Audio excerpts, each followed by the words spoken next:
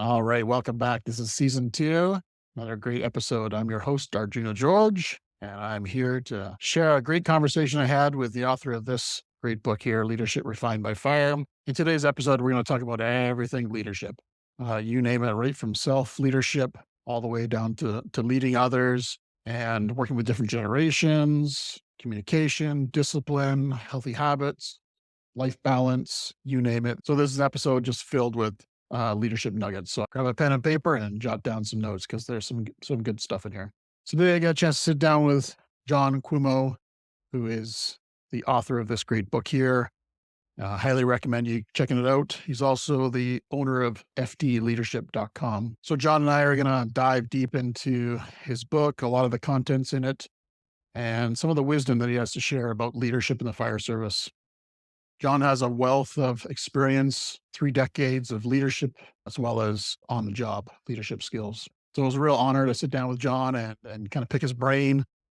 Definitely energized myself and made me think that there's lots of work to do in leadership in the fire service. And it's one of the best jobs in the world. And John kind of mentioned that numerous times in the episode that the fire service honestly is one of the best jobs in the world, one of the best callings in the world. But we still have work to do. We still have work to do in leadership and so many different elements of the fire service. We talk about leaders as being not those that build followers, but leaders who build other leaders. So like I said, John's book here, he's also in the process right now of writing a second book all about PTSD in the fire service. So expect to see that out on the bookshelves shortly. I wanted to just read a little segment out of his introduction in his book. This book's most important function is to act like a mirror, to help you examine yourself against these leadership qualities to see what areas you can focus on, develop, and improve. That pretty much sums up our whole episode in a nutshell. So as he says, carpe diem, seize the day. Until next time, stay well.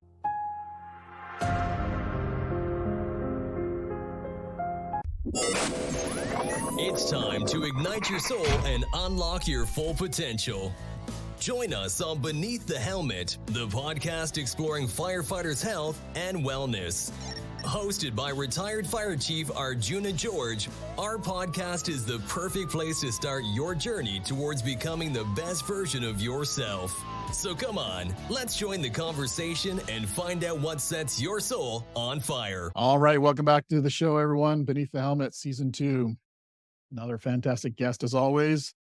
I got the author, John Cuomo, of this great book here, Leadership Refined by Fire, joining me on the air today. So welcome to the show. Thank you, AJ. So happy to be here. Appreciate you having me on. Awesome. So John, tell us a little bit about who you are as a person and kind of what brought you to where you are today in life. Okay. Well, I was born and raised in Brooklyn, New York. At about 17 years old, my family moved down to Florida, and that's where I've resided ever since. Shortly, while I was in high school, I got a job in construction, and after high school, I got out. I was continued in that job field, but then we kind of hit a little snag here of a recession, and I knew I always wanted a family, and so I looked for a job that had a little bit more benefits and stable, so a government job, and I applied to the phone company, the post office, different places, and the fire department was one of them. I didn't know much about the fire department. Thought they put out fires. That was basically all I knew. But I was kind of looking for stability because I wanted to have a family. I took my first test in a city called Delray, and they didn't hire me, but they said, go get your licenses and then come back. Here in South Florida, it's a very competitive job. And so everybody goes and gets all their schooling first, and then they, apply. Otherwise, the cities won't pick them up. So I learned that, and I went to school. And when I went to fire school, I was awestruck is all I could say. I fell in love, and I said, this is what I'm going to do for the rest of my life. And interesting, why I got pinpointed on the fire department is because when I left, when I was looking to try to get hired somewhere, I would ask everyone. So I'd go to the phone company, I'd go to power company, post office, and I'd ask all these different people who worked in those places, how do you like your job?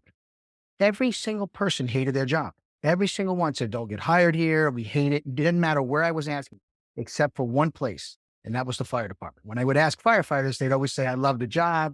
It's the greatest job. So I was like, all right, I'm going to try to pursue this and see how this works out. And like I said, when I hit the fire academy, I literally fell in love. I knew I would be doing this for the rest of my life. I wanted to help people. I wanted to do the things that we're doing. And so I went to the fire academy, EMT school, and it took me about 2.5 years, but I finally got hired onto a department and I did about 25 years there. I injured my neck about 8 or 9 years prior to my leaving, and I had to get a plate in my neck, a fusion of some discs. And then I got back out and everything was great. And I continued working, but we wore leather helmets and the weight of that helmet just bearing down on my neck constantly was destroying me. So I was number one on the list for battalion chief and I waited about a year, but the pain was so intense. They wanted to do another operation, two more vertebrae, three more vertebrae, two more discs. And so I just ended up retiring to see if that would help alleviate the pressure on my neck. And thankfully to this day it has. But unfortunately, I wasn't able to do the 30 years I wanted to do. So I stayed in doing writing a book and I still, love the fire service. I'm still heavily involved with getting other individuals in the fire service. I just think it's the greatest job in the world. I really do. And I think we have the greatest effect on humanity. And what a great way to live your life, to have such a positive effect on people. Agree more. Couldn't agree more. Was your injury a result of the leather helmet or firefighting, or is that just what kind of aggravated it? Yeah, I think it was the intensity. Always liked to train a lot, and I was a bit crazy sometimes, when I was younger, like we all are, Yeah. young and dumb. But I think the years of pressure on there, and then one day when I was at the department, it just popped, and the disc slipped into my spine, and it ended up destroying the third head of my tricep, my chest. And so they had to go in there and pull the disc out and fuse those two vertebrae. It's unfortunate, but I'm thankful that it wasn't worse. Yeah, I had L5S1 disc surgery probably a good 15 plus years ago now. And I thought that was the end of my career as well. But I was lucky enough to be able to get surgery and walked out of it pain free that day, which was amazing. So, Yeah, it was incredible to be pain free. The yeah. immense pain of that disc in there on your spine. Oh, My wife said she's never seen me so silent in my entire life. I just sat there in utter pain constantly until it was finally done. So very grateful to the doctors and the science that goes by behind, um, um, brings that about for us, that we're able to do such a thing and really yeah, recover very easily, yeah, quickly. yeah. Awesome. Well, going through your book, what a masterpiece of kind of leadership nuggets from So, so much. There's so much in here. As you can see, I've done lots of highlighting here and so, uh, marking it up. And but one thing that really stood out for me was how much I we just met, but I know you're a reader like you wouldn't believe. yeah. From the amount of people that you referenced, to the amount of books that you've kind of recommended, to the people that have been mentors through your whole career. I'd love to kind of hear how this book started. Like what was the starting point, the flash? What was the spark that started it? So I open up my book by explaining a call I went on very early in my career. I think I was there a year or less than a year, and we ended up getting a call on the beat. And as you'll go through the book, you'll see it ended up being a missile when we first got on land. And my officer had told me to go ahead and take care of it. And I just was blank. I didn't know what to do. There was people standing around this thing, and I went blank. I had no idea. And from that point on, I recognized that it doesn't matter if I'm a lieutenant or not, captain, battalion chief. I'm a firefighter and I'm in a uniform. And when I go on scene, these individuals, they don't know the difference. They don't know a white shirt, a blue shirt. They have no idea. You have a bugle. They don't even know what that is. They are looking to you for help. So I recognize right then and there that this is much bigger than I really understood at that moment. And I also saw the fact that other officers, I saw the difference between several officers. Some were really, really good and their crews excelled and some were really bad. I worked for a couple that, again, I give a couple of things in the book that I got terrified. I was working on this individual and he's afraid of fire and he doesn't know what he's doing. And now he's going to be giving me commands to go into this fire and what we do when we're there. So I immediately began to start studying, taking classes and courses, because I wanted to better myself. I wanted to make myself somebody that other people in the city could rely on, but also other people in the department. And that began the process. Where I started, I have a book, AJ, this thick of certificates of classes I've taken. I could never take enough schooling. I love it. I want to Yep, learn more all the time. I agree. And so that really worked. And then reading a lot and just really studying different people, trying to assess, okay, how would I handle this situation? And then sometimes I realized I was wrong, and I went down the wrong road. So I recognized that I wanted to be a great officer. Um, I recognized that I wanted to be able to help individuals that I was leading to not only be able to come home safe that day, but to excel. First, come home safe to their family the next day, but then I wanted them to excel in the department. You looked around and you saw some individuals being mistreated here, some were maybe the favorites, and they got special favors, and it just was very strange. You'd see we had a young man come in, a very good young man, but because he was very smiley and happy, he didn't really get a lot of help from a lot of individuals. They thought he was just lazy, which hung out with the guy. I thought he was fantastic and a great firefighter. So I just saw all these different ways of being treated in the department. And we really had in my third year, I was stepping up as a lieutenant right away, and there was zero training. I was a firefighter. I was 24 years old. I didn't even know enough about myself yet, let alone the fire department. And here I am going on a call and I'm in charge. I'm putting a fire out, telling, the individuals how to, what to do. So there was no training whatsoever. Even when I got promoted, it was like I was a driver and then took a test. The next day, here you go. Here's a bugle. You're in charge. And here's your crew. Start telling them what to do. So I saw that there was massive responsibility needed. And I really began really studying and I've been taking notes. And I had no thought about putting a book together until about 5 years before my career ended. I said, I should put all these notes and ideas that I've been having together. And I started writing a lot of things down. And then as soon as I retired, I continued with that. And it took about 15 years for me to put the book together. And it was my desire to really um, put a good impact on the fire service. I love the fire service. I absolutely think it's the greatest job in the world. And I think we're the most blessed people to be able to do this job. And so if I could put something out there that would help individuals to do their job even better and to help them help others, I mean, what a great thing that we could do. So I continue, even though I'm not in the fire service, to be a part of the fire service and helping not only the fire service, but also the individuals that the fire service serves. Likewise. I'm out of the fire service now, and my role is still deeply involved in the fire service. Yeah, that's excellent. That's excellent. What did you learn about yourself writing this book? I'll tell you what, I was at a bank the other day and I was reading through my book again in preparation for this podcast. And a gentleman asked me, he said, "Oh, what are you reading?" I said, "Oh, a book on leadership." And he looked at it and he's like, "Oh yeah, who wrote that?" And I kind of smiled. I was like, "Yeah, me." And he's like, "What? What are you talking about?" And I explained the whole situation to him. And he asked me, he said, "You make a lot of money from that?" And I was like, no, I haven't made anything practically from it. That wasn't the point. But what I explained to him is that it probably was one of the greatest things I've done in my life because digging in so deeply, as you referenced, I've read so many books and dug in so deep on leadership qualities of some of the greatest leaders in history because I wanted to glean the information that they had, that they used, the things that they learned, try to apply it in my own area of leadership, which I did, and saw the things that worked well for the fire service and the things that didn't work well. But a lot of stuff with leadership is about you. Even though the job of a leader is they have a goal or a job, and it's to take others and to get that goal accomplished. That's what leadership is all about. But really, the main bulk of leadership is you, yourself. So until you work on all the things that you have to work on yourself, you're never going to be a great leader.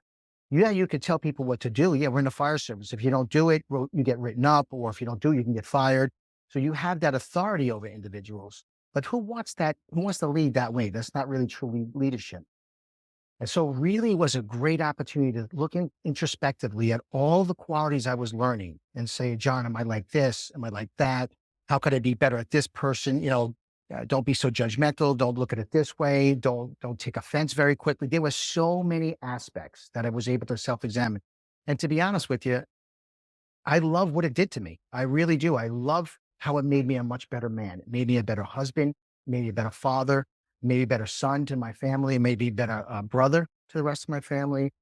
And I like more, even more, the person I look at the mirror. Now, was it perfect when I was in it? No, there was a lot of issues I had to learn and work through and things like that. But really, it had such a tremendous effect on me. So really, that was the first and foremost thing. And then I see the effect I've had on other people. And even to this day, not even being in the fire service, individuals still call me up and we still have conversations about certain things. Or, when you have friends and family and stuff, they go through certain things, may not be fire related, but they go through difficult times. And when they see you as a person that's always tried to do the right thing, and help others, they come to you and ask you for advice. And so I've been able to really affect a lot of people's lives, and I'm really grateful for that. Um, it's been fantastic. Great answer. And I love how kind of self is number one, right? And Exactly. I'm a huge component of self leadership. I think that is where it's at. Yeah. And but it's one of those strange things that we always never talk about. We always talk about leading others, but Yeah. never leading ourselves, right? So Yeah. yeah. If you see in my book, as you go through it, you'll see over and over again, chapter after chapter. I broke the book down into many little chapters so that you can use it as a reference guide as you go through your career as well. But you'll always see it starts. So how do we do this? And then the next thing says the first place we start is with ourselves. Self-examination. I must use that word self-examination like 25, 30 times in the book. So if you cannot read yourself, people aren't stupid. We may think people are stupid. Sometimes you see people talk to other people like they're dumb. People aren't stupid. They're just as smart as you and I. And if you can't lead yourself, they see it. And if they see that you can't lead yourself, they know that you're not going to be able to lead them well. So when they see that you're in control of who you are and that you're constantly working on who you are, what that does is it's actually an attractive thing. People are drawn to you. They want to be closer to you. They want to see what you have. They want to learn from the things that you've learned. They want to know why you have this stoic way about you, and how you're able to handle certain situations that they may not have been able to handle that well. And so without even saying it, they're actually drawn to you. So yeah, working on yourself is the number one thing in leadership. My opinion. My opinion. I couldn't agree more. So if I came to you asking for some help on how to develop my own self leadership, what would be the first thing you'd say? The first thing I would say is if I didn't know the person well, I would say to them, the best thing way you could start, I would say, is to ask those that are closest to you. What kind of qualities do you exhibit? What kind of qualities don't you have that would be a good leader? Those that love you and that are closest to you will be your best source. This is a hard thing. Like my wife and I talk about this very much. I've been married 32 years, so I've been blessed. I met the woman of my dreams when I was young, and she's been fantastic for me. And she and my kids, none of them will hold back and tell me when I'm wrong. So it's not easy to hear sometimes, but it's an excellent way to start because they know you best. They see you every single day. They talk to you. They're close to you. They know when you're down and when you're up. They hear the way you handle things. I would start that way. And then I would also begin researching in books, as many as you can, videos, conferences, podcasts, things like that, where you can listen and start learning from other people. Start with the great leaders, what they did. I mentioned in the book, some of the mentors I love that I love to read about is JFK, Martin Luther King, and Robert Kennedy. These three men have had a tremendous effect on my life. None of them were firefighters, not even close to what we do, but they were great leaders, each one of them, and faced really, really difficult situations and did it with class, and so that's what I would do. I would start first asking those around you, close to you, what type of person you are and what type of leader you are, what qualities you can work on. And then I would begin delving into reading. And I have a chart in my book that it helps me work on things. I pick a quality that I want or something I don't want to do and things like that. And then I work on that and I write, day after day, week after week. And hopefully I stop doing the things I don't want to do or I start doing the things I want to do. So that's what I would do to start working on who you are. Yeah, what I also picked up in your book was a lot of your mentors, a lot of your leaders that you studied are not in the fire service. They're business people, they're entrepreneurs, they're politicians, whatever that looks like. And I think that's maybe a gap in a lot of the fire service where we always are very narrow focused in on just fire leaders. Yeah. And there's so much we can learn from the business world, right, on leadership for sure. Yeah. Our we sometimes don't look at it this way because we're the firefighters. But when you go to a chief spot and then above that, those individuals that control the fire service, it's a business to them. Now, they understand that we do things a little bit different than normal businesses because we're dealing with humans' lives, human life. Um, but really, it's a business. They have to answer to the taxpayers. Okay, what's happening and how well is the department running and financially this. So you can take some excellent nuggets from business people about how to, especially when it comes to customer service, dealing with the public and things like that, and even dealing with your superiors. You know, that's something everybody in the fire service has a superior, from the chief down to the firefighter. Every one of us has somebody we have to respond to. So there are definitely some things you can learn from business individuals. You know, politicians, the same thing. We may not really look at politicians that well most of the time, but there are certain things we have to do to be a little bit more refined when we're dealing with people, you know, in and out of the fire service. So yeah, there's many things we can learn from others. Love it. I also picked up a lot of your mentorship was very important to you, mentorship and being a mentor for yourself, but also looking for mentors. Who are some of your biggest mentors that kind of help craft you to be the John that you want to be? Well, as I mentioned earlier, I really got a lot from John Kennedy, Robert Kennedy, and Martin Luther King. They, even to this day, I still love to go back and read about them and learn about them. I have this desire to be the best human being I possibly can be. It doesn't matter if I'm a leader. It doesn't matter if I'm famous or a lot of people know me. I just want to be a good human being to society.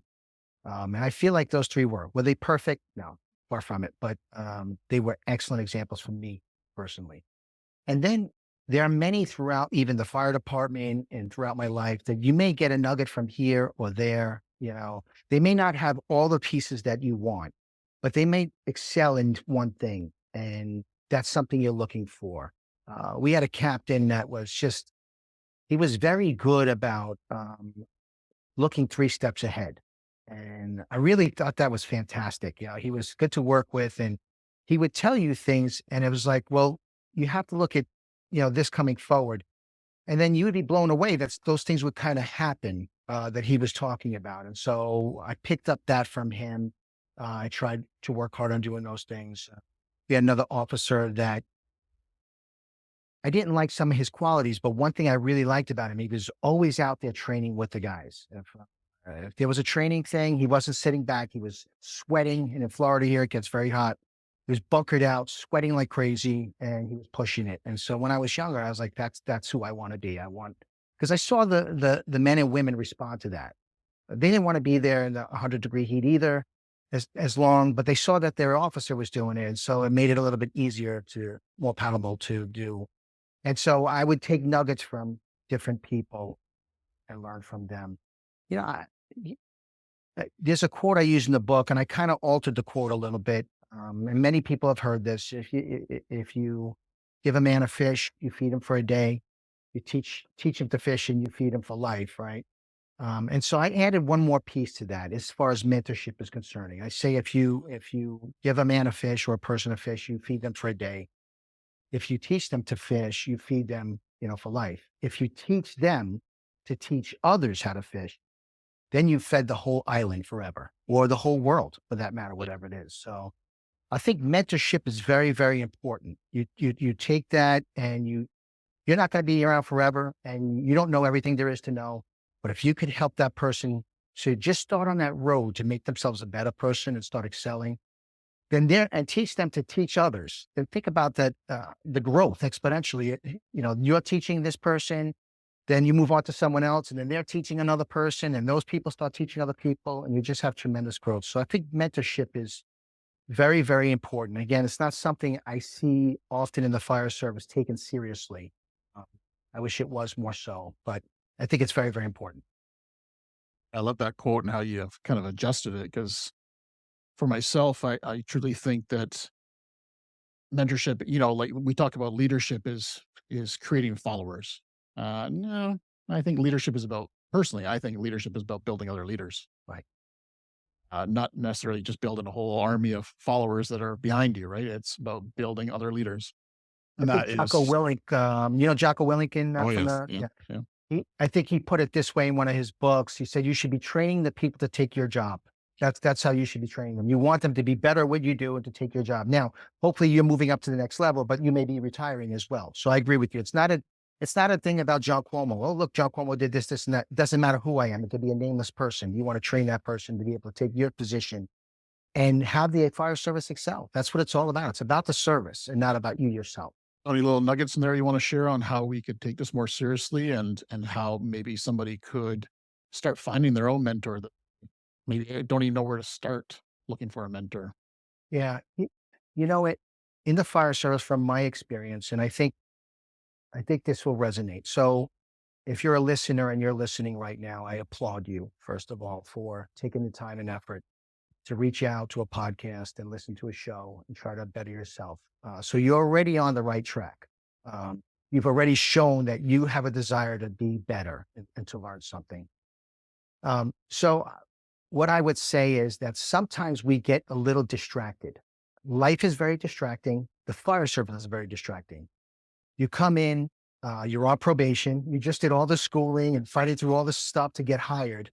And then you get hired somewhere. It's like 60, 80, 100, 200, however big your department is, of all men and women that have been there forever. You're this new person walking around starry eyed and you don't know anybody, and then you have a probation manual probably for a year that you have to go through month after month. And then when you finally get off that, it's been years of working towards this job, but now you know nothing. Now you have a year on and you really know nothing. You maybe know how to run a few calls here and there with the department.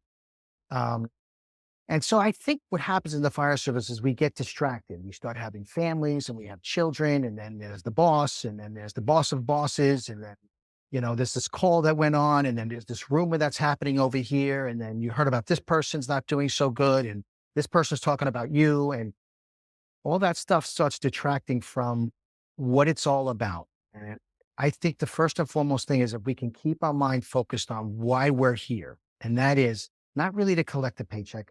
And I get it. You wouldn't be there if you didn't need money. I get that 100%. But that's regardless, because we're all going to be working. So we all have to make money. We all have to earn a living. It's the fire service. It's not, and I don't want to point to another job or whatever it is, because I don't want to sound demeaning towards other professions. But what you do, you who are listening, what you do today is the most important thing that we have in our country. You not only save lives, go out there, you risk yourself. You set this example for, in my case, I say for America, and I know you're from Canada, but in your case from Canada, and really for the whole world. But I'll start from my case. To set this example for America. That's what I'm going for. I want to work with personnel and teach them that we're here to help others and excel. I love customer service. I think it's the prime thing we have in our department, to help these individuals at their worst case scenario, give them an experience that they've never experienced before from any service. Because everywhere you go around, service is dropping. It's getting worse and worse. And then on top of that, you're helping brothers and sisters in the department to better themselves, to get better. You know, and that example starts spreading out. It's like a ripple in the pond that just keeps going out. You just did this one call and you think it's that one call, but in reality, there's 5 or 6 other firefighters there that saw you. There's maybe 4 or 5 or 10 civilians that saw how you acted, and your actions affected all of them. And everything you do all day in the firehouse does that. So I try to tell people to try to look at it bigger, the bigger picture. The fire service is bigger than who we are. Sometimes men and women get into the service and they think it's more about them. They want to become an officer because they want to, tell other people what to do, or, different reasons like that. Your goal should be to make the fire service excel. Not about you, but make the service excel, to give the best service that there is possibly out there. And when you do that, all the other stuff comes to you, the things that you want. When you set that example, when you go forward, those things come to you. So I would say try to always remember it's about the fire service. It's not about you. It's not about your fire department. It's not about your crew. B shift isn't the best shift, or C shift, or the other shift is lazy. No, it's the fire service. If you're pointing the fingers at other people, all you're doing is tearing it down. You want the fire service to always excel. So try to build it up rather, and remember you're a spoke in a giant wheel, and everything you do has a reflection, not only on the fire service itself, but also your country, your town, your city.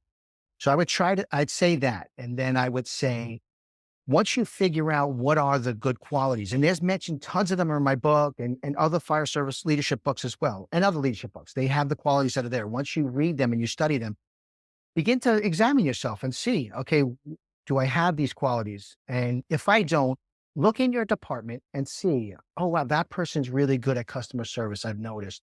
And then try to get to them and say, look, I really appreciate what you do and how you do it. Do you mind if I could talk to you about it? You can help me. And, I'm always here. I'm sure you're always there. People can reach out to us at any time if they have any questions as well. And then I would work with those individuals. It doesn't even have to be in your department. I happen to be in a smaller department. We only had about 75 firefighters.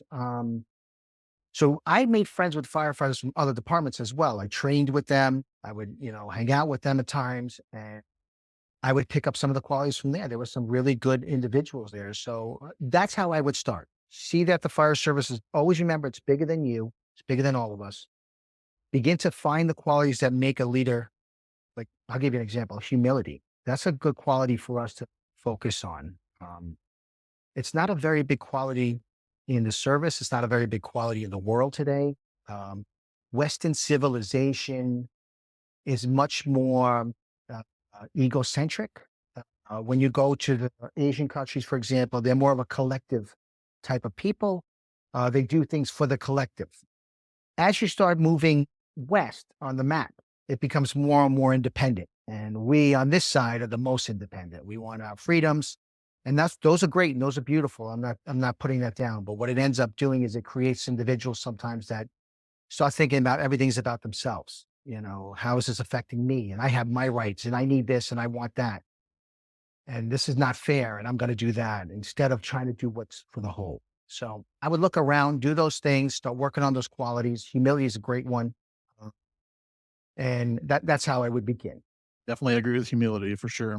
And it kind of goes into my next question is, what would you say is like the number one rule for leadership? Is there something that's like, if I don't share this with the audience today, I feel like I'm missing something. What's the number one thing that's like leadership to you? First rule is, this is probably going to be something you maybe never heard. I don't hear too many people talk about this that often. I think courage is fantastic. I think humility is one of the top ones. It's a necessity to be able to lead good, is to be humble. But I think that the greatest quality is caring for others, caring for those that you lead. I like to say love, personally, is the word I like to use, but loving those that you lead. And I'll give you a good example. And if you're listening, maybe you could think about this yourself. Think about those that you care about the most. Okay. So for me, it's my wife and my children. And then all the other individuals that are around me as well. I have a huge family, big Italian family everywhere, people in different countries, different states, everywhere. But I love all these people. I want to get together with them. I enjoy being with them. When they upset you, when they do things, what is the first thing you do? The first thing you do normally is kind of give them the benefit of the doubt. Do they really mean that? Or you talk to them. And sometimes we get upset if it's something bigger, but then eventually we talk to them. But even if you see them making a misstep somewhere, what do? You want to help them, don't you? Like, no, son, don't do it this way. This is the way you should do it, and this is the reason why I feel this way is A, B, and C. My boys are both adults now, so my type of raising has changed from this is the way it has to be done to, son, this is my opinion. This is why I think you should do it this way. And I back you up whatever your decision is, So if you cared about those that you were leading that way, you think about it, whenever you're going to make a mistake, which you're going to handle it in the right way. I had officers that, it was blatantly obviously they were making mistakes. And then they try to turn it on you and blame you for some of the things that they were doing. And some of them you knew were not good at their job. They knew that they were not good at their job. And so they were hard to deal with. Like it was like different commands all the time, doing different things. And and always yelling and screaming and trying to put on airs about certain stuff. So if I cared about you, the listener, uh, and I was your officer and I saw you going down the wrong road, I'm not going to write you up. I'm not going to try to make you look bad. I'm not going to start rumors about you behind your back. Look what so and so. I'm going to take you aside and I'm going to say, listen, I saw you did this. Can you explain to me why you did this? Is this what you think we're supposed to do? Let me show you, the right way. You want to course correct that individual. You want them to excel. Like you and I spoke about before, the goal of leadership is to create another leader. It's not a follower. Well, if you genuinely care about them, that's what you're looking to do. If you don't care about them, you want to keep them shielded in the dark, not knowing stuff so that you're always in charge. There's things you know. So I would say, AJ, that the number one quality is caring about those you lead. Now, that doesn't mean you have to be best of friends. You have to eat dinner together all the time. I brought up family for a reason. And there's family members I don't see for months. Boy, but when I see them, it's just, I mean, I could stay with them for hours on end. And that after that night, I just feel so nice catching back up with them and being around them. And so it doesn't mean that if you have crew members that you really care about, that every night you have to be at their dinner and you invite them back and forth. No, as long as they know that you're looking out for them and you care about them, that's all that has to be the case. You don't have to have a lot of outside connections, with them. And what that does is it also brings trust. Now, we do a job where we're asking people to risk their life. And sometimes they don't really understand why. It's like, go inside of this building. It's on fire. Smoke is billowing out of this. It's incredibly hot. We're going to go put this fire out. That's not an easy task to ask somebody, but when they trust you, um, because they know you care about them, they're going to do it. And again, in my book, I quote Jocko Willink in another one where he talks about while he was out on a tour, one of his crew members was killed in a firefight and they had to bring the crew member back. Now they were all family. These guys are SEALs. They work together. They do these things together. So he knew the rest of the crew was really hurt because they loved this guy. And he said, we had to go back out there and fight. But what was I to do? To show them that we didn't care about our brother that we just lost? And so I forget how he puts it. He basically in terms said, look, we're going to go out. We're going to go finish this job that we started. Then we'll come back. And he brings out, he goes, the guys knew that they could trust me because they knew I cared about them. And so there was no questions asked. And that's the case. I give some examples of times when officers did certain things and it was blatantly obvious to me that they didn't care about me. They didn't have to love me, but they didn't care if I was bounced out of the firehouse or not. And that's a terrible thing. I got a family. I want to make sure I'm gonna, be able to collect a check and do the job I love so much. And you're in a position of authority and you have an opportunity to make me look worse or look better. And if you don't care about me, I know I have to watch out for you. I got to be careful about the things you're saying. I have to second guess the things that you're telling me. Why is he saying this? Why is he having me do this certain thing? So, but if I knew that person really cared about me, there'd be no questions. I would just, and if I did have a question, if I did say, I just don't understand, can you explain to me? When the person really cares about you, they're going to sit down and go, okay, as long as it's not an emergency situation, they're going to say, okay, this is how I feel. This is why we're going to go do this. And then usually that stops. The person stops asking you questions because they really know that you care about them. And I saw that with people that I worked with. I genuinely loved my crews. Some individuals were harder to work with, without a doubt. But I enjoyed being with them. And I tried to make it fun while we were there. I tried to us to draw closer together. And another thing about caring about those people is you're generally watching every day to make sure that they're excelling. So, when you're an officer, you hear things from other officers. And sometimes it's about firefighters that are in the firehouse. And maybe sometimes it's firefighter that's working with you.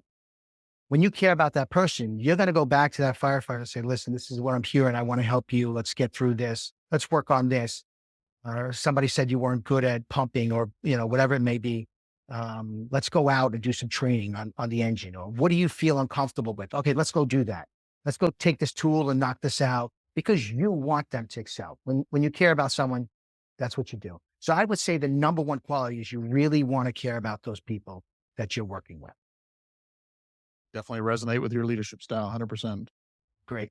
Thank you. Appreciate that. And I'm glad you brought up love because that was in your appendix there. You have a little bonus chapter called love. Yeah. I wanted to bring that up no matter what. So I'm glad you did already.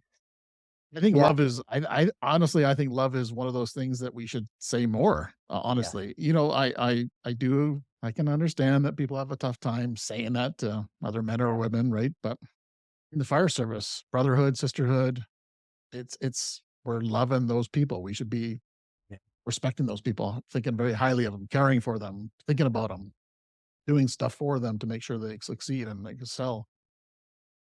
So you use love, but you also kind of like, not quite sure if it's going to resonate with people. What's your thoughts on that aspect? Is that something you just want to embrace and say, who cares if love is not something that people resonate with? Or is it something that's like, still kind of guarded on that term? It's interesting you picked up the hesitation. It's because we're in a field where, when I got hired, it was 1991. Uh, It was still the city I got hired was still not as progressive as they are today. So you walked in and people were ruthless with each other, hazing. They were looking for a crack in you and they just drilled into you, and it was in the minute that you showed one little thing where they just attacked that relentlessly. And then other crews would do it, especially if you were on probation, you couldn't say anything back.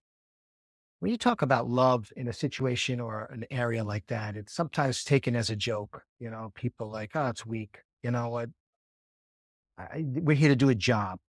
I mentioned about a chief that I was aware of that once he got promoted, the first thing he walked around is telling people, I'm not here to be your friend. I have friends already, and that's a common thing in leadership. I remember when I got promoted, first thing my dad said to me, now he was a sergeant on the police force in New York. The very first thing he said to me is, you're an officer now. You have to take a distance from the crew. You can't be too close to them. And I was hesitant. I said to him, I said, Dad, it's different. The fire service is different than the police department. You guys work on your own. We work as a team. I can't have that kind of mentality. But I was still confused at the time when I got promoted. I did not fully understand the job and I did not fully understand how to be an officer. So I made a lot of mistakes in the beginning. And one of those was I tried to be too friendly. There is some times where you have to put your foot down and say, no, no, there's a job we have to do. And we're expected to get this job done. I try to take the hesitation off because honestly, there's no downside with love. There really is zero downside. The incredible thing about love is only brings positive feedback to you. The more people you love, the more people love you. And we're human beings. It's like saying, AJ, try to go a month without eating and drinking anything, and if that works out, go another 6 months. Yeah, you'll be dead. That's basically what will happen because your body as a human being has to have food and water. It has to have sustenance to survive. I believe personally, one more of those things is love, that the body definitely needs love. And they've proven this with children that were born that didn't get affection right away. Um, they didn't grow properly. Their personalities didn't grow properly. And so I believe that's one more aspect of humanity that we need. And like I said, there's no downside to it. There's only betterment of it. The more you love other people, the more they're going to love other people. And what a society change would be if we, instead of tearing each other apart like we do all the time, we look for the better in humanity. We try to say, well, give them an excuse, try to help them to the next level themselves, to pour some love out on them. Boy, what a difference that would make. And especially for us in the service, because we have these things that come across that cause post-traumatic stress. Um, you're doing a career of 20, 25, 30 years, and you're seeing humanity torn apart. You're seeing people shot, stabbed, decapitated, terrible car accidents, people losing loved ones, terrorist attacks. I mean, you name it. We could go on and on. That stuff affects you as a person. You walk into a house and you feel loved. One of the keys is to not getting post-traumatic stress disorder is having a feeling of being able to be vulnerable, to be open with those that you're with. If you don't have that, it makes it more difficult for you to deal with the things that we deal with. When you walk into a station, everybody there cares about you. It doesn't mean it's perfection, but ultimately they care about you. no matter what you face and you come across, if you're having difficulties with that, you're going to be more apt to open up about it and express yourself and start dealing with that. So honestly, I apologize actually if I was hesitant on saying love. I don't want that to be the case. And yes, you're right, it's dismissive. It definitely is. I talk to a lot of people and they're like, yeah, like I said, most of the stuff, I think I even quote like Star Trek in the book, right? I was watching a Star Trek episode while I was writing a chapter, and the lady, and I'm one of those techno nerds. I love tech stuff and Star Trek, Star Wars. But the ladies, I wanted to be called Luke Skywalker when I was a kid. so did I. So did I. I told people I'm Skywalker from now Yep, on. I 100%. remember writing it in the snow Yeah, on cars and stuff. But yeah. the lady in Star Trek was an officer, and she was complaining that morale was low. And she says in there, she says, "I know in the academy we were taught to take a distance from each other, as an officer." So it's not something that's commonly thought. And that's why I kind of said it may not be something you've heard before, but I think love is the most important quality that we can show to other people. I love it. I love it. Excellent. Yeah, I've caught myself saying, like when I've given speeches or anything like that to my department and said, much love you all or whatever. And when I say that, I'm like, man, I mean it, but that sounded weird. You know what I mean? Like that sounded Yeah. weird saying I love a bunch of men and women. There are like 50, 60 of them, right? So, Yeah. but on the flip side, it's like, no, it's true. I Yeah. love them. I love them, Yeah. right? So, Well, good for you, man. It's great to hear that, to have people like you in the service that are able to make that example, show that example, and express that love for others because it's so important. And you know what, AJ, what we were talking about earlier when I said I wrote the book, that things came back to me personally. If you're listening to this podcast, I promise you, the more you love people, it will affect you in your regular life, not just the fire service. Your relationships will get better with your mate, with your children, with your parents, with your friend, whatever it is. The more love that you show to others, it's only going to be a positive in your life. So there really is no downside. It's one of those things that will cross every barrier that's in your life. great. On the flip side, no love is kind of loneliness. And what's happening across North America is a epidemic of loneliness, right? And It really is. isolation, right? So, yeah, Yeah, that's love them. sad. Thank you. So, there's a couple of things I want to talk about in your book that kind of resonate with me, and one of them was balance, life balance. And I think that's kind of the podcast here is about mind, body, and spirit of being an elite firefighter, and having a balanced life is pretty critical. I prefer the word harmony in my own opinion because I think there's lots of times when there's going to be give and takes. But how do you see balance and how can people incorporate a little bit more balance into their life? Well, if I had to say one of the qualities I'm deficient on that I have to constantly work on, balance would be one of them.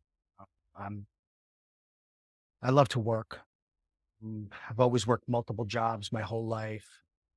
I love finance. So I'm constantly diving in that and buying properties and renovating them and writing a book. I'm working on my second book and it just never ends. Multi So passionate. yeah, yeah. And that's the thing. I actually love doing what I'm doing in all these places. So balance sometimes will catch up onto me when I have lack of balance. I notice it will affect sometimes my relationships. I notice it'll affect my health. Um, I notice I'll miss certain things that I shouldn't have missed, even on the jobs that I'm doing, because you're just too focused on too many different things, doing too many different things at the same time. So to me, it's a constant struggle. Now, I'm blessed to have a wife that works next to me that tries to keep me in balance, but she too is like me a lot. We both are, workaholics and do all these things. But even my children constantly tell me, Dad, you got to slow down a little bit, take it easy, slow down. So I would say that I try my hardest to evaluate each day. And if it's not daily, I would say weekly. I try to look back and say, okay, John, how did you live this week? Uh, did you put health as a priority? Did you put, the family as a priority? Or are you just working too much? And this summer, I've spent a lot of time working on a new project that we have. So I'm out of balance right now. And so I try to evaluate that constantly and work towards it. My wife and I actually had a discussion last night about this. And we both agreed that, okay, as soon as this project is over, Even now, we're going to slow it down. And then once we finally finish, we're going to really get back to more of a balance. And it's just a matter of it's a healthier way for you. It's a healthier mindset. It helps physically, especially as I'm getting older right now. I'm in my 50s, it's different than when you're younger. You could, I remember working 24 hours without sleeping a wink. And then the next morning, not waking up, next morning getting off duty and just going right to work and working till late that night, and Yeah. really Yeah. it didn't phase me. I can't do that anymore. If I go without sleeping all night, I'm pretty darn cranky the next day and, I'm like dragging. So it's a matter of you want to understand that, balance will give you not only better health and allow you to enjoy your life more, but even better mental faculties. You'll think better, you'll think clearer, you'll help yourself live a longer life. Whatever it is that you are working on, you'll have a clearer vision of how to fix or finish whatever it is you're working on. You just you overcrowd yourself. You can't even breathe, too much. So I agree with you. Balance is very, very important.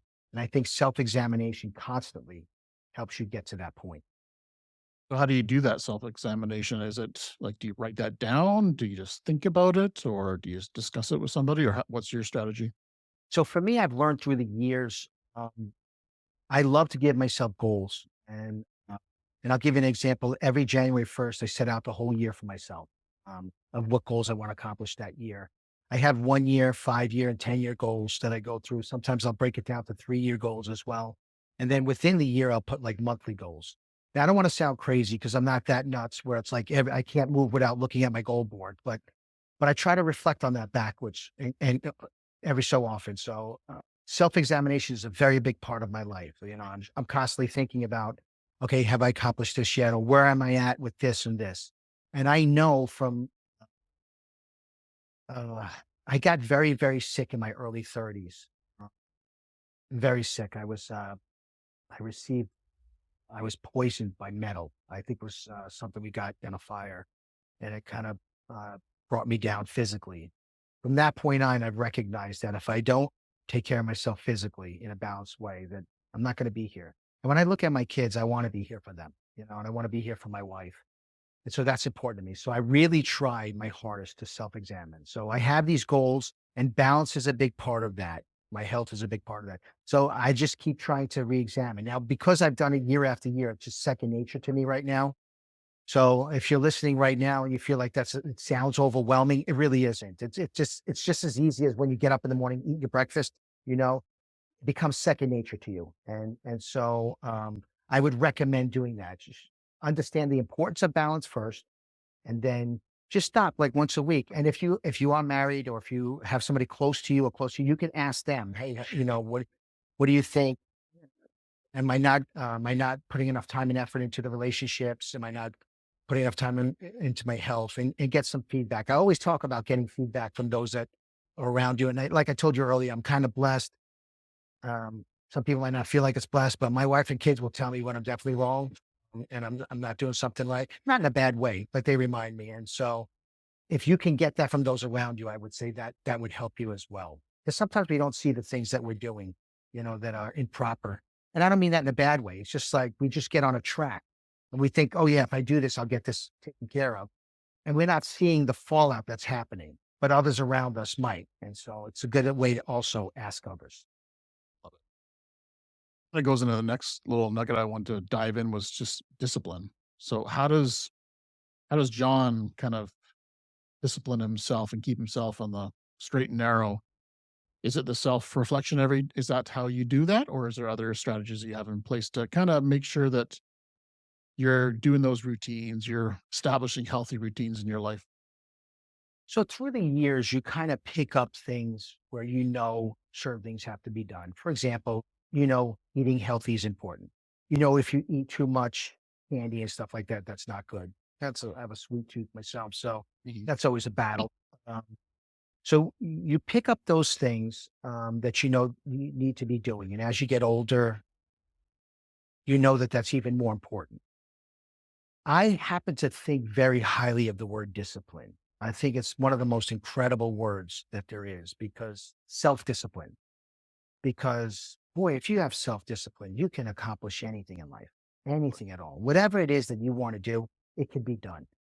The problem is, I think for me, is that sometimes I get to the point of too much self-discipline, too much rigidity in my patterns. And so I may not be enjoying life as much because I know I have to accomplish this and I got to get this done and then I want to do this. And if I give this 3 hours and this 1 hour every day, then I can accomplish these things. So I think discipline is the key to success in a lot of ways and whatever you want, but you want to make sure that's not something that's overly done. That's where balance comes in as well. So you have to take those times where you have to go and enjoy, smell the roses rather. Um, See the beauty in life. Take some moments. I'm blessed to live by the ocean, and I moved from Brooklyn, New York, NJ, to this tiny little town called Jupiter in Florida. I mean, it was tiny when I moved here, a little surf town. I fell in absolute love. The place is just, it's a little warm for me, but I love the place. It's just so nice. It's clean. Brooklyn everybody was on top of each other. It was filthy. Uh, you go out here, it was clean. Everybody's more laid back. I was able to get more of that laid back attitude. Of course, not too much, but I think it's important. Like I mentioned, I don't want to repeat myself too much, but discipline is a key to you being successful. Get yourself a nice routine. Pick out some things you want to work on. Start with just one. So all you need is just one. I want to stop this habit, or I want to develop this habit, or I want to learn another language, or I want to read this book and I want to glean some things. Whatever it is, pick one thing. I try to read 36 books a year, and on top of other things I'm reading, but that's one of my goals that I do. And it's an important goal to me because I really love reading. I'm a slow reader, unfortunately, but I love to read and learn. So pick one thing and work with it. You would be surprised when you do those kind of things. It just builds on each other. I give the example in the book. I talk, and if you're listening to this podcast, please take a moment to think about this. The first time you ever drove a car, what was it like? I mean, I remember when I got in, I was terrified. I grabbed that steering wheel so hard. I was surprised I didn't rip it off of the car. And every second I was nervous, turning over, switching lanes was a big deal. I would overcorrect one way to overcorrect the other way. And I was looking around. I was just really nervous. Now I get in a car. I don't even think about it. You don't have to tell yourself, okay, it's time to adjust the mirror. Okay, I have to put the key in the car. Okay, maybe shut the radio off. Let me look at these other mirrors. Foot put on the gas pedal, foot step on the brake. You don't do that. You're not even thinking about it. You're talking to your friend, you're on a phone, you're listening to the radio. Without even thinking, all of these things are happening. And it's not a little thing driving. There's a lot of things going on at one time, so you really are able to accomplish a lot of these things without even thinking about it. That's what discipline will do to you in whatever it is that you want to do. So you decide, okay, I want to start working out. I want to start reading. I want whatever it is to get healthier. It's a little difficult in the beginning. It's nerve wracking sometimes. It takes a little effort and stuff like that. But I promise you, as you stick to it in a balanced way, it becomes second nature. And all of those things that you're doing in a disciplined way will all of a sudden start happening. And then it becomes who you are as the core. This is who I am today. Eh, People who go to the gym and work out, it's kind of interesting. When they first start a workout process, they drag. It's like, I don't really want to go today. I'm tired. They start working out. They don't see really much of a difference for a week or 2 or 3 weeks. It's like, I'm working out. I feel terrible, but I don't see much. Then over time, it changes. They not only start seeing changes, but they also start feeling like if I don't work out, I don't feel as good anymore, because of that endorphins and things that happen. And that's like that with discipline and anything in life. So once you start on a process, it's a little difficult at first, but I promise you, if you try it and you stick to it, you will be thrilled. You'll accomplish what you want to accomplish and you'll be very proud of yourself. But what it does is it gives you the opportunity to do the next step and then the next step and the next step, and also bigger and bigger things. So that's how it would start. Love it. So I know we're coming to a close here, but I got one more thing I really want to dig into. And you got two chapters that are kind of on it that I thought was very chapter 36 and chapter 42. So talking about inspiring and also generations. And as a coach, I deal with a lot of fire people that are struggling with different generations and how they're showing up in the workforce, the conflict that it's creating. There's a lot of things that come around that. So keeping it positive, what are some things that we listening right now could kind of embrace and start, habit building and discipline to foster a more cohesive department, more cohesive organization with multi generations? Because we're there, we're stuck with them. So why not love them and utilize their strengths, right? Yeah. The generations thing was a disappointment to me when I got into the fire service. I mentioned this in my book. Maybe it was in one of those chapters where every day it was like, oh, you're from the new generation. Oh, your generation's lazy. Oh, your generation doesn't want to do anything. You don't want to lift things up. Now, this is 1991. So we're talking 30 years ago. Um, it's still the same.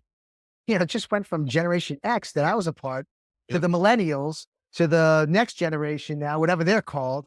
As time went on, I thought to myself, they're saying the same exact things. So they must have said the same things about them when they came on. And then when you have children, you see this dynamic and now by the time you have children, you're like 25, 30. By the time they're talking and dealing with stuff, you're in your 40s. You've had some good experience in life. They're 12, you're 45. It's a big difference there. They get into 18, their brains haven't fully developed yet. You've been through 50 years of experience. It's very easy to see how they can't see what you're saying. And you could get frustrated with that. It's like, this is very simple, son. Just go do this. I'm telling you, if you do this, show up on time. Don't be late. And they may say something like, I want to be paid more for my work. And you're like, you haven't even worked yet. I don't understand, what. But the thing is, I love my kids, right? And I want the best for them. So I don't sit there and demean them. I don't beat them up. I don't tell them you're just lazy. No, my kids are not lazy.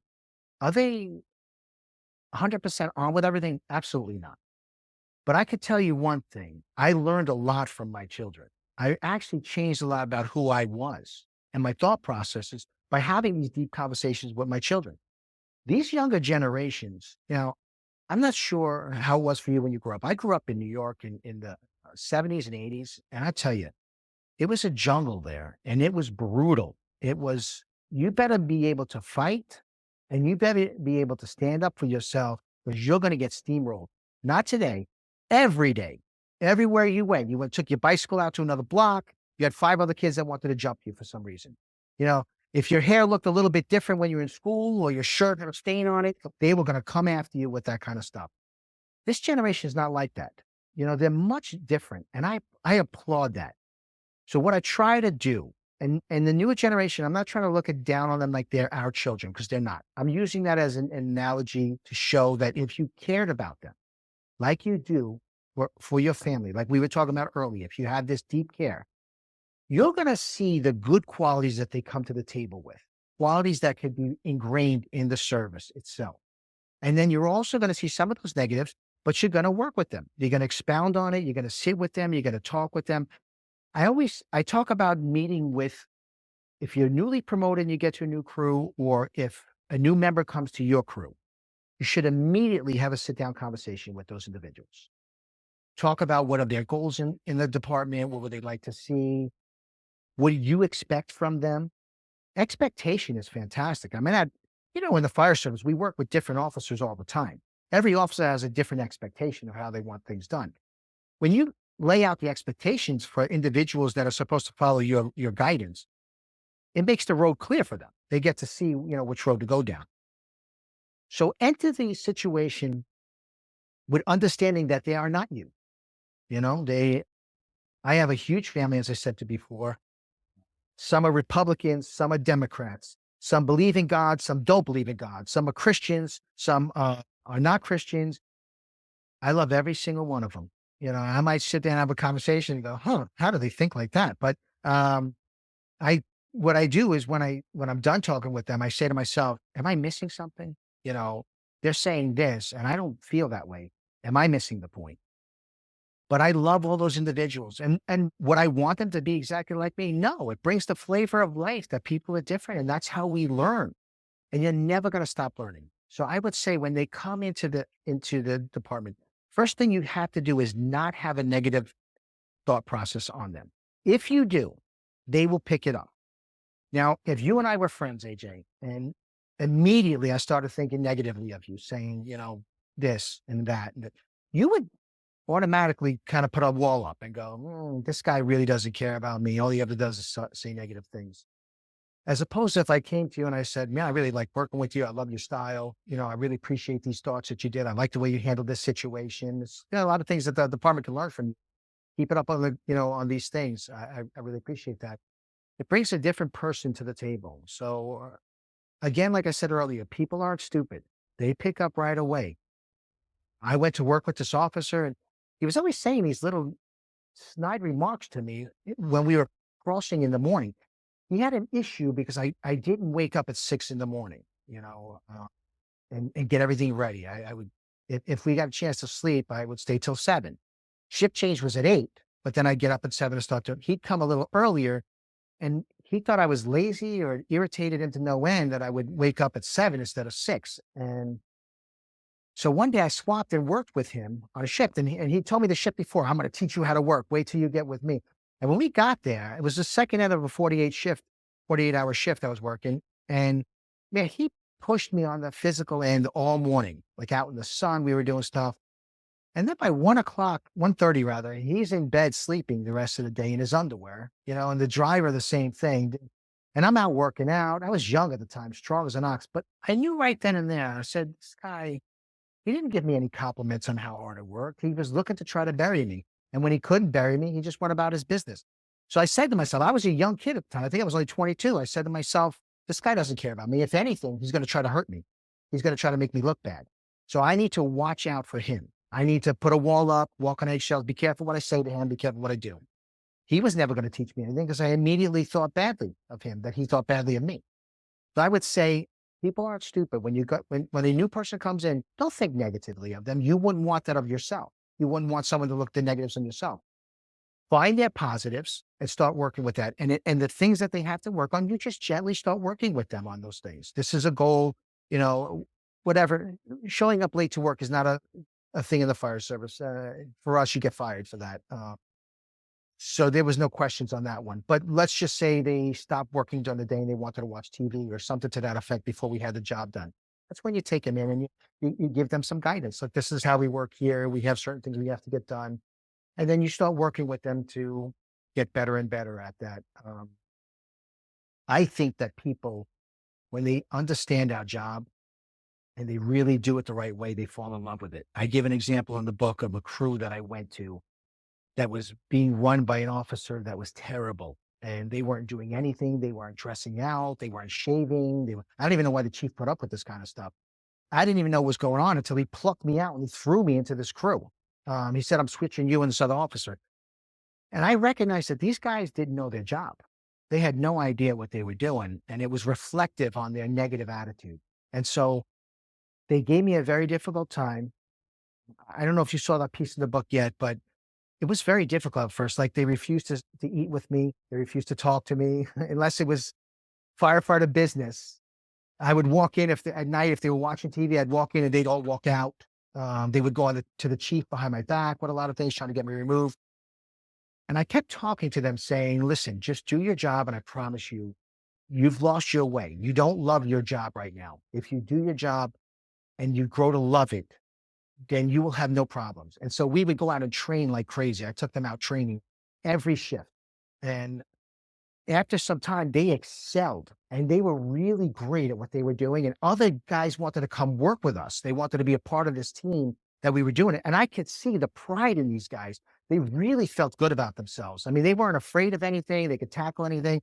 We would, test each other, not in a negative way, but let's do a run a call on a code right now, or let's go out and use this equipment here and rip it up all day. So they were good, man. It was the best crews I ever ended up working with. And they turned to love their job and we had a great time together. So nobody's that too far. If you get a person, you think there's some problems there, take them, work with their positives, help to teach them to get over the negative things that they have. Teach them to love this job. You don't even really have to teach them. Once they taste it, in my opinion, they'll just fall in love. And if they see that you care about them and you're trying to help them excel, You want to get them to the next level. You want to make them a great firefighter. Let's be honest. You're a firefighter, paramedic at the same time, a hazmat person. I mean, we do it all. Other than arrest people, we do everything. It's a lot to learn and be proficient at. And so you get nervous. When somebody feels great about what they're doing, oh boy, you see their attitude when they come in. It's just fantastic. They walk in, they got a smile on their face, they're ready to get to work. What are we doing today? They're excited to be a part of a great team.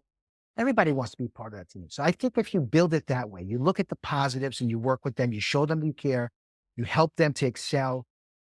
I don't think you have to worry about this, because guess what? The next generation, we're going to say the same thing about them. And then in 50 years, we'll say the same thing about them. It'll always be the same negative if you want to go down that road. But you have the ability to turn those people around and make them excel. And then, like we talked about earlier, they'll do the same thing to those that come in later on. I'm so glad you kind of used the analogy of family, because, yeah, like you said, you don't want to compare firefighters to kids, but really that's a perfect example. Using your family for that purpose, right? So I awesome. agree.